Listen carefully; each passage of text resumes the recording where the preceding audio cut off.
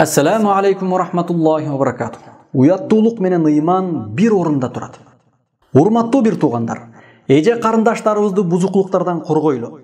Көчөдө ачык-чачык кийимдерди кийип жүрүүсүнө жол бербейли. Анткени хадисте пайгамбарыбыз Мухаммад саллаллаху алейхи ва саллям айткан: "Ал-хаяу вал-иман курина жамиа." Уяттуулук менен ыйман бири-бирине тыгыз байланышкан.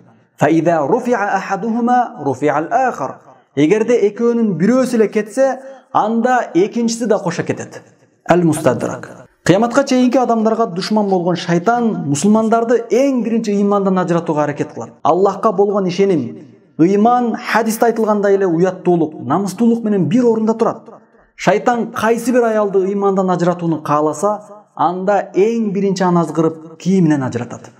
Денесин көргөзгөн кийимдер менен жүрүүнү, сойкулардай боенуп көчөгө чыгууну кооз көрсөтөт.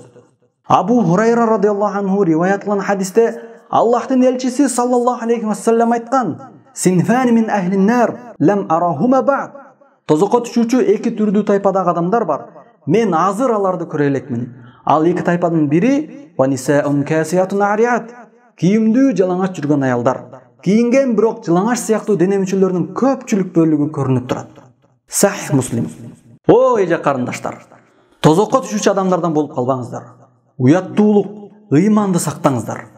О эркектер, эгерде аялдарыңарды, эже карындашыңарды чын дилден жакшы көргөн болсоңор, анда азапка, тозокко алып баруучу адашуу жолунан кайтарыңыздар. Чыныгы эркек аялдарды туура жолго жетектей алат.